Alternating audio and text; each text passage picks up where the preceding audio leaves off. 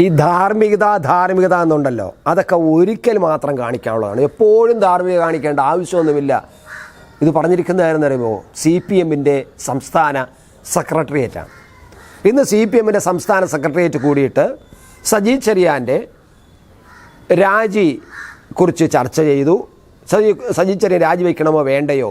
ഈ കോടതിയുടെ ഇന്നലത്തെ ഇടപെടൽ, കോടതി പറഞ്ഞത് സജി ചെറിയാനെതിരായിട്ട് വീണ്ടും അന്വേഷണം നടത്തണം എന്ന് പറഞ്ഞിട്ട് തുടരന്വേഷണം നടത്തണം എന്ന് പറഞ്ഞുകൊണ്ടുള്ള ഉത്തരവ് വന്നപ്പോൾ ആ ഉത്തരവുമായി ബന്ധപ്പെട്ടുള്ള ചർച്ചയാണ് ഇന്ന് CPM-ൻ്റെ സംസ്ഥാന സെക്രട്ടേറിയറ്റിൽ നടന്നത്.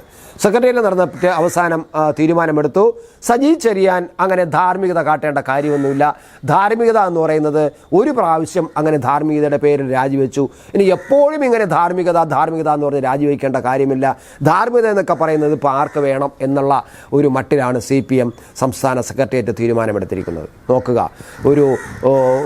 കേരളം ഭരിക്കുന്ന ഒരു പാർട്ടിയുടെ പ്രധാനപ്പെട്ട ഒരു ഘടകമാണ് കേരളത്തിലെ പാർട്ടി സെക്രട്ടേറിയറ്റ്. ഏറ്റവും ഉന്നതമായ കേരള ഘടകമാണ്, പാർട്ടിയുടെ ഏറ്റവും ഉയർന്ന ഘടകമാണ് പാർട്ടി സെക്രട്ടേറിയറ്റ്. ആ സെക്രട്ടേറിയറ്റ് കൂടിയിട്ട് സജി ചെറിയാൻ ധാർമ്മികത കാട്ടേണ്ടതില്ല എന്ന് പറയുമ്പോൾ ഇത് നൽകുന്ന സന്ദേശം, ഈ പാർട്ടി ഏതു തരത്തിലാണ് പാർട്ടി കാര്യങ്ങൾ മുന്നോട്ട് കൊണ്ടുപോകുന്നതെന്നും പാർട്ടിയുടെ വിശേഷങ്ങൾ എങ്ങനെയൊക്കെ പോകുമെന്നും അവർക്ക് പൊളിറ്റിക്കൽ ധാർമ്മികത എന്ന് പറയുന്ന സംഗതി ഇല്ലാത്തൊരു പാർട്ടിയാണെന്നും സ്വയം പ്രഖ്യാപിക്കുകയാണ് ചെയ്യുന്നത്.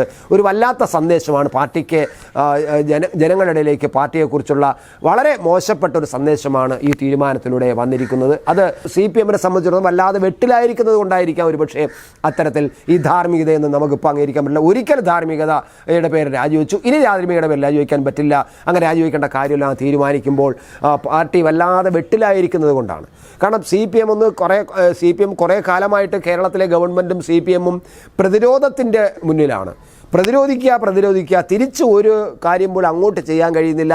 അഥവാ അങ്ങോട്ട് എന്തെങ്കിലും ഒരു അടി അങ്ങോട്ട് കൊടുക്കാൻ വേണ്ടി ഒരു സ്റ്റെപ്പ് മുന്നോട്ട് വെച്ചാൽ അത് പാളിപ്പോകുന്നതും അത് വലിയ വിവാദമാകുന്നതും പിന്നെ അതിൻ്റെ പേരിൽ വീണ്ടും അതിനെ പ്രതിരോധിക്കേണ്ടി വരികയും ചെയ്യുന്ന ഒരു രീതിയാണ് കാണുന്നത്. അതാണ് പാലക്കാട് തിരഞ്ഞെടുപ്പുമായി ബന്ധപ്പെട്ട് പെട്ടി വിവാദം വന്നപ്പോൾ കണ്ടത്, അതുപോലെ പിന്നെ പത്രപരസ്യം വന്നപ്പോൾ കണ്ടത്.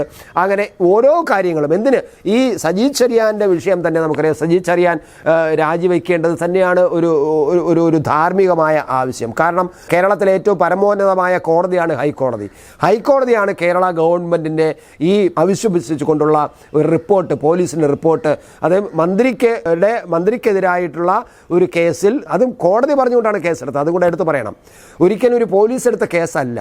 പോലീസ് അങ്ങനെ കേസെടുക്കാതെ മടിച്ചു നിൽക്കുകയായിരുന്നു. അവസാനം കോടതി ഇടപെട്ടിട്ടാണ്, കോടതിയിൽ ഹർജി പോയതിന് ശേഷം ആ ഹർജിയുടെ അടിസ്ഥാനത്തിലാണ് കോടതി കേസെടുക്കാൻ പറഞ്ഞത് കൊണ്ടാണ് FIR കേസെടുത്തത്. ആ കേസുമായി ബന്ധപ്പെട്ട് പോലീസ് നടത്തിയ അന്വേഷണ റിപ്പോർട്ടാണ് സജി ചെറിയാൻ ക്ലീൻ ചീറ്റ് നൽകിക്കൊണ്ടുള്ള റിപ്പോർട്ട് കോടതിയിൽ സമർപ്പിച്ചത്. ആ റിപ്പോർട്ടാണ് കോടതി എടുത്ത് ദൂരെ എറിഞ്ഞിട്ട് ഈ റിപ്പോർട്ട് അവിശ്വസിക്കുന്നു, ഇതിനെ വിശ്വസിക്കാൻ കഴിയില്ല, അതുകൊണ്ട് കുറച്ചുകൂടി വിശ്വാസമുള്ള സത്യസന്ധനായ ഒരു ഉദ്യോഗസ്ഥനെ കൊണ്ട് ക്രൈംബ്രാഞ്ച് തന്നെ വീണ്ടും അന്വേഷിക്കണം എന്ന് കോടതി ഉത്തരവിട്ടത്. ഇത് സത്യത്തിൽ ഈ ഗവൺമെൻറ്റിനെതിരായിട്ടുള്ള അവിശ്വാസം തന്നെയാണ്.